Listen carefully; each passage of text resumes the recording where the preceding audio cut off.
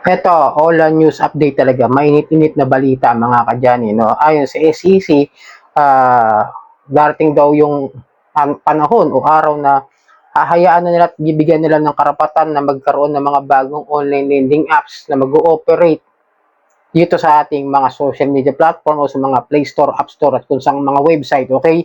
Ito kasi yung balita na nabasa natin noong nakaraan pa. Ngayon ko lang nagawa ng video. Pero bago lahat, maglalambing lang po muna ako sa inyo na pakisuportahan po ang aking mga social media account, ang Facebook, TikTok at ang aking YouTube channel. At kung nakatulong sa inyo ang video ito, malaking tulong din po ang pag-like, malaking tulong din po ang simpleng pag-share. At para updated po kayo sa mga videos natin dito sa mga online lending apps, pakihit lang po yung notification bell.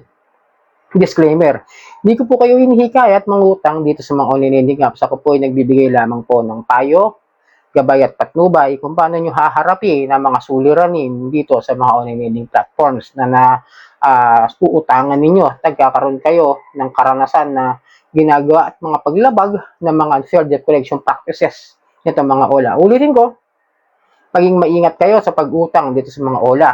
At hindi po ako abogado, simpleng tao lang din po ako at paalala lang din po, hindi po ako nang hihikayat o nangukonsinti na huwag magbayad ng utang. Okay? Ito po ayon sa balita. SEC may soon allow new online lending apps. Ayon sa SEC, the Securities and Exchange Commission said it may allow once more the entry of new online lending platforms starting next month in an effort to help bring down further interest rates charged by financing and lending companies of specific loans. Okay. Etong April 1, yung darating na April, i-lift up na po, i-lifted na po yung moratorium. Means, makakapasok na po o maaari na po magparehistro yung mga bagong online lending platform at maisama to sila sa mga recorded na list, sa list ng SEC. It means, yung plano nyo o yung pangarap ng mga tao, ng mga nabiktima nito mga OLA na imbis na maban o ma-stop yung operations ng mga online lending apps o mga online lending platforms, mas lalo pa pong madadagdagan. Okay? No, ay diskarte na wala po akong magagawa. Proseso po ng SEC yan at wala akong masasabi kundi then that's their decision, it's up to them. Okay? Ito lang po no kasi ang ayon kasi dito sa isang SEC commissioner na si Quevedo, ito raw ay magiging paraan para kung sakali daw dumami yung mga OLA na magpaparehistro, magpaparecord is para magkaroon ng kumbaga labanan o kompetensya. Okay, nagigets niyo ba? Para magkaroon ng kompetisyon yung mga online lending platform. Kung sino yung mga susunod talaga, kung sino yung mga susunod sa mga alituntunin ng interes, yung mga kalakaran nila. Now, which is, hindi ako, kumbaga sa hindi ako 100% approved sa ganun. Kasi ngayon pa nga lang hindi nga nila ma-monitor ng maayos. Iilan-ilan lang po yung OLA o yung mga nasa list of recorded online lending platform is nasa 119. Lahat-lahat yung mga nasa list of recorded online lending platform.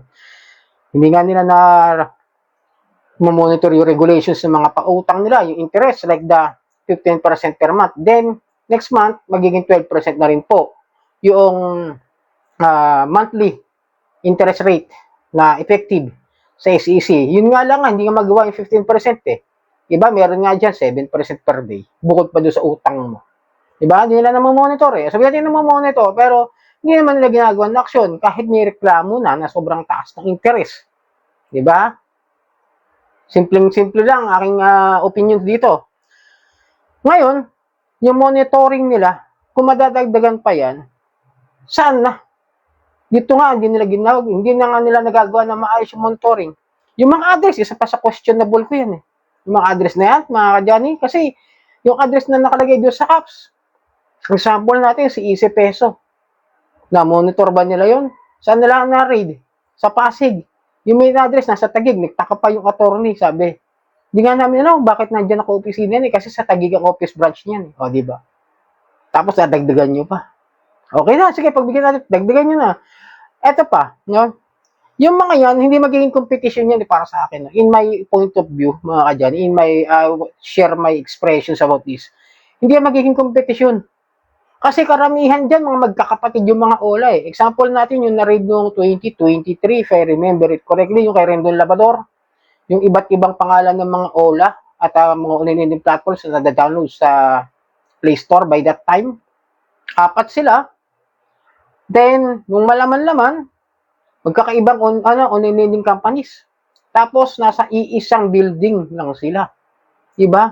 Pero, nung mag-a-apply ulit ng panibagong parang rehistro o registration, is naging Golden Koi Lending Company. Pero magkaibang lending company yung mga yan. Yung 4 na yan, magkakahiwalay. Tapos nagpapile sila ng panibago. Napakasimple lang kasi, no? Para sa akin, no? Madali siguro magpa-rehistro ng kanilang lisensya para mag-operate. Talagang dadami yan. Ngayon, sa dami ba niya, mamonitor pa ba yan? Ito kasi yung problema eh.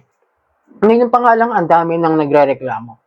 Dahil dyan sa mga online lending apps na almost 80% dyan sa mga list na mga yan, abusive talaga. Interest rates, fair debt collection practices, na-revoke dahil sa Truth in Lending Act, na-revoke dahil sa unfair debt collection practices, mga paglabag sa mga karapatan ng mga borrower, ng mga kliyente, di ba? Napakalinaw naman eh. Hindi naman siguro tayo bulag para hindi natin maintindihan kung ano ginagawa nitong mga online lending apps.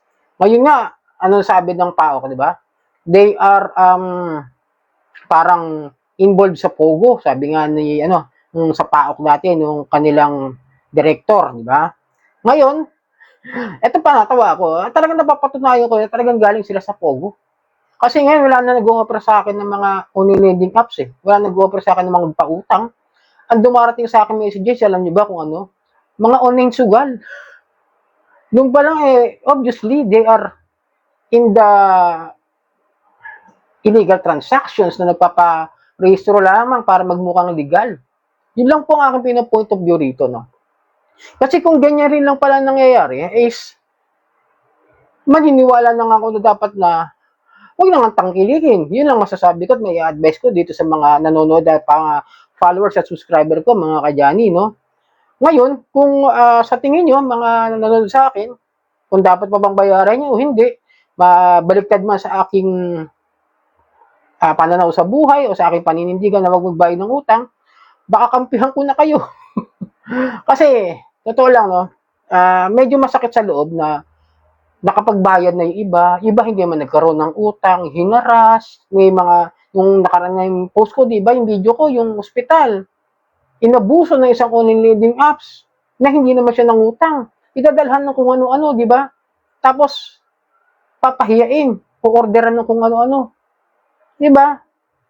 Tapos, di naman nangutang. Ano ba yung saysay nitong SEC para i-monitor yung mga yan? Ako, wala akong masamang tinapay sa SEC. Gusto ko lang maging patas doon sa paglaban sa mga abusadong online lending apps. Hindi yung parang naging gaslight na kapag yung mga tao nagkaroon ng problema sa OLA. Okay, bayaran nila yung utang nila, pero dapat kasuhan at matuluyang matanggal kapag napatunayan na sila ay may nalalabag dyan sa mga unfair debt collection practices, lalong-lalo na yung mga cyber libel, yung mga pagpupo sa social media. Di po ba? Kaya medyo nalulungkot lang ako na kaya wala tayong magagawa ron. Yan ang proseso nila. It's up to them, to their government, to this agency ng ating gobyerno. So sana nakatulong ang video ito muli. Maglalambing ako na paki-follow po. Pakisuportahan ang aking mga social media account, ang Facebook, TikTok at ang aking YouTube. Maraming pong salamat sa uulitin.